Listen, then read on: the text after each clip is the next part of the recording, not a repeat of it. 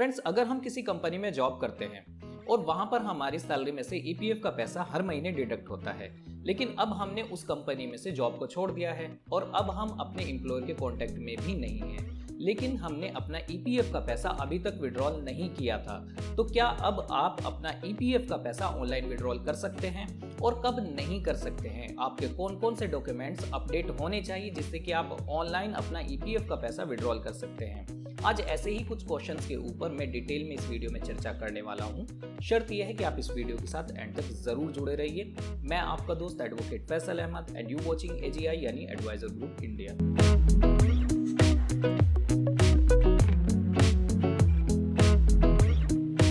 तो सबसे पहले फ्रेंड्स, आपको ईपीएफ की ऑफिशियल वेबसाइट पर आना है, जो कि आपको नज़र आ रही है epfindia.gov.in। यहाँ पर आएंगे आप तो इसके बाद में आपको राइट हैंड साइड में लॉगिन क्रेडेंशियल नज़र आएंगी। यहाँ पर आपको आपका यूएएन नंबर,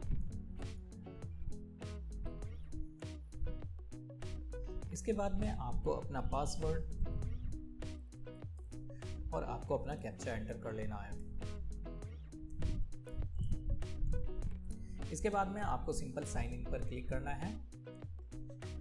जैसे आप साइन इन पर क्लिक करेंगे तो आपको कुछ इस तरह का एक अलर्ट नज़र आएगा। आप इस पर लेटर पर क्लिक करके इसको हटा दीजिए, क्योंकि यहाँ इसके बारे में आज हम बात नहीं करेंगे। हमारा मेन टॉपिक रहने वाला है कि आप अपने एम्प्लॉयर के कांटेक्ट के बिना रहे भी कब आप अपना ईपीएफ का अटका हुआ पैसा विड्रॉल कर सकते हैं, वो भी ऑनलाइन अपने घर पर बैठकर, और कब आप ईपीएफ का पैसा अपना विड्रॉल नहीं कर पाएंगे।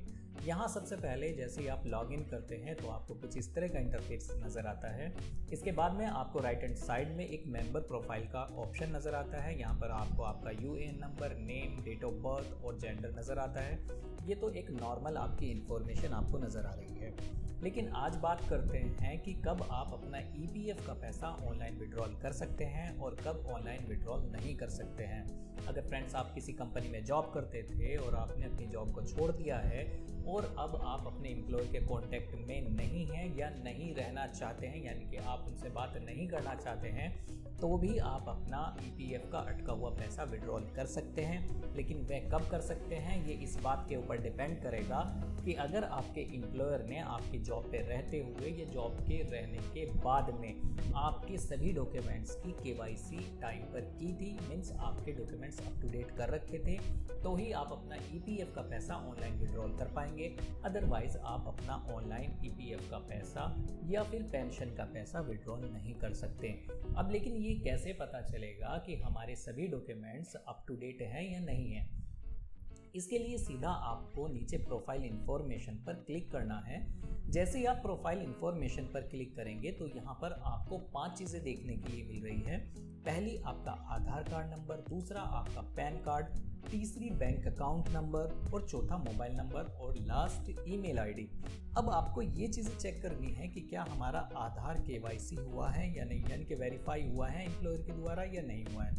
इसके बाद में आपको चेक करना है कि पैन कार्ड आपका वेरीफाई है आपके एम्प्लॉयर के द्वारा या नहीं, आपका बैंक अकाउंट डिटेल आपके एम्प्लॉयर के द्वारा वेरीफाई है या नहीं, आपका मोबाइल नंबर, ईमेल आईडी, ये सभी चीज़ें आपको ये चेक करनी है कि क्या आपके एम्प्लॉयर के द्वारा इनको अपडेट किया गया था या नहीं किया गया था। अगर नहीं किया गया था और आप अब अपने एम्प्लॉयर के कांटेक्ट में भी नहीं हैं या उनसे कांटेक्ट नहीं करना चाहते हैं, तो आप अपना ईपीएफ का पैसा ऑनलाइन विड्रॉल नहीं कर सकते। वे भी तब तक नहीं कर सकते जब तक आप अपने एम्प्लॉयर के कांटेक्ट में आकर अपने पेंडिंग डॉक्यूमेंट्स को अपडेट ना करा लें। अब इसकी रिक्वेस्ट कैसे डलेगी, यहाँ पर आज मैं आपको ये भी बताऊंगा। फ्रेंड्स, जैसा आप हमारे केस में देख पा रहे हैं, सबसे पहले हमारा आधार कार्ड नंबर आ रहा है। आधार कार्ड हमारा वेरीफाई है, जो कि सामने इसके नज़र भी आ रहा है। इसके बाद में पैन कार्ड नंबर यहाँ पर नॉट अवेलेबल लिखा हुआ आ रहा है, मीन्स हमारा पैन कार्ड हमारे एम्प्लॉयर के द्वारा अपडेट नहीं किया गया था या एम्प्लॉई ने अपनी जॉब के दौरान रहते हुए अपना पैन कार्ड अपने एम्प्लॉयर को नहीं दिया था। अब इसके बाद में बात आती है बैंक अकाउंट नंबर। यहाँ पर हमारा बैंक अकाउंट नंबर भी नॉट अवेलेबल दिखा रहा है, मीन्स हमारे एम्प्लॉयर ने हमारा बैंक अकाउंट नंबर हमारे से लिया, अपडेट नहीं किया, या हमने उनको बैंक अकाउंट नंबर ही नहीं दिया तो उन्होंने अपडेट ही कैसे करते। यहाँ पर वे भी नॉट अवेलेबल आ रहा है। इसके बाद में मोबाइल नंबर अपडेट है, ईमेल आईडी भी यहाँ पर हमारी नज़र आ रही है। लेकिन अब बात करते हैं कि हमारे केस में अगर हमारा PAN card number not available आ रहा है तो अब हमें इसे कैसे अपडेट कराना है, यानी कि इसकी रिक्वेस्ट अपने एम्प्लॉयर तक के कैसे डालनी है।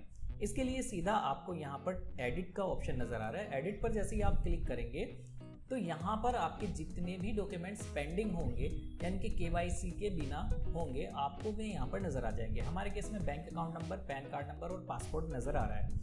तो आप यहाँ पर इन तीनों डॉक्यूमेंट्स की रिक्वेस्ट अपने एम्प्लॉयर के पास में लॉन्च कर सकते हैं, मीन्स उनके पास में भेज सकते हैं। आपके एम्प्लॉयर को 60 दिन का टाइम दिया जाएगा। जैसे ही आप आज अगर रिक्वेस्ट करते हैं अपने एम्प्लॉयर पर, यहाँ से रिक्वेस्ट सेंड करते हैं, तो आपके एम्प्लॉयर को 60 दिन का टाइम दिया जाएगा आपके डॉक्यूमेंट्स को अपडेट करने के लिए। तो हमारे केस में हमने बैंक अकाउंट और पैन कार्ड की रिक्वेस्ट अपने एम्प्लॉयर के पास में लॉन्च कर दी है। ये बिल्कुल कंप्लेन लॉन्च करना बिल्कुल सिंपल सा है। आपको अपना bank account number, IFSC code डालकर सिर्फ सबमिट करना है। उसके बाद में आपके रजिस्टर्ड, यानी कि जो भी आपके आधार कार्ड पे मोबाइल नंबर रजिस्टर्ड होता है, उस पर एक OTP जाता है। आपको वह OTP डालना पड़ता है और आपकी कंप्लेन आपके एम्प्लॉयर तक के पहुंच जाती है। इसीलिए हमारा यहाँ पर आप नीचे स्टेटस भी चेक कर सकते हैं, KYC पेंडिंग फॉर अप्रूवल। यहाँ पर हमने अपने पैन कार्ड की रिक्वेस्ट डाली है 13 जुलाई 2022 को। टाइम भी यहाँ पर बता रहा है। इसके बाद में यहाँ पर देखिए रिमार्क्स की टैब में नज़र आ रहा है, to be invalidate automatically if not approved by employer within 60 days of seeding date. यानी कि जिस दिन आप रिक्वेस्ट डाल रहे हैं अपने एम्प्लॉयर के पास में इन डॉक्यूमेंट्स को अपडेट करने के लिए, तो उस डेट से लेकर आगे के 60 दिन का टाइम आपके एम्प्लॉयर को दिया जाता है कि भाई आप ये अपने एम्प्लॉय की रिक्वेस्ट को डिजिटली सिग्नेचर के थ्रू KYC यानी कि अपडेट कर दीजिए। अगर वे ऐसा कर देते हैं तो आपका EPF का अटका हुआ पैसा, या अगर आपका EPF के साथ साथ आपकी पेंशन का पैसा भी अटका हुआ है तो वो भी आपको मिल जाएगा। इसके बाद में मैं आपको ये भी बताऊंगा कि अगर आपका खाली EPF का पैसा ही अटका हुआ है तो आपको कौन सा फॉर्म सबमिट करना है अपना EPF का पैसा विड्रॉल करने के लिए, और अगर आपका पेंशन का पैसा भी अटका हुआ है तो पेंशन के पैसों को विड्रॉल करने के लिए आपको कौन सा फॉर्म सबमिट करना है। यहाँ पर मैंने आपको दोनों चीज़ें दिखा दी। हमने बैंक अकाउंट डिटेल और पैन कार्ड के लिए कंप्लेन अपने एम्प्लॉयर को पहुँचा दिया, मीन्स इनके पास में एप्लीकेशन भेज दी है कि आप हमारा ये दोनों डॉक्यूमेंट्स अपडेट कर दीजिए।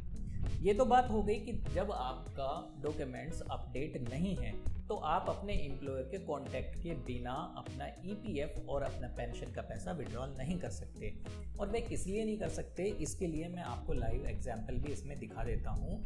हम अपना EPF का पैसा या पेंशन का पैसा जो भी निकालना चाहते हैं, यानी कि ऑनलाइन विड्रॉल करना चाहते हैं, उसके लिए ऑनलाइन सर्विसेज पर क्लिक करते हैं। यहाँ पर सबसे पहले आपको नज़र आ जाता है claim form 31, 19, 10C and 10D। आपको इनमें से फॉर्म 19, आपका अगर EPF का पैसा अटका हुआ है तो उस केस में आपको फॉर्म 19 सबमिट करना पड़ता है डिपार्टमेंट के पास। और अगर EPF के साथ साथ आपका पेंशन का पैसा भी आपको निकलवाना है, मीन्स आपको विड्रॉल करना है, तो उस केस में आपको फॉर्म 10C फिल करना पड़ता है। इसके लिए जैसे ही हम यहाँ पर क्लिक करते हैं तो देखिए हमें यहाँ पर रेड में एक मैसेज नज़र आ रहा है, please update your latest bank account number and valid IFSC detail through your employer unified portal.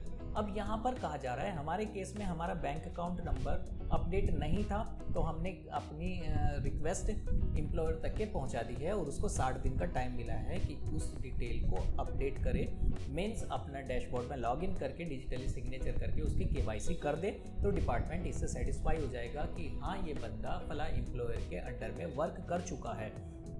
तो आपका ये सब डॉक्यूमेंट्स अपडेट होने के बाद में आप आसानी से फॉर्म 10C पेंशन के केस में और फॉर्म 19 EPF के केस में फाइल कर सकेंगे।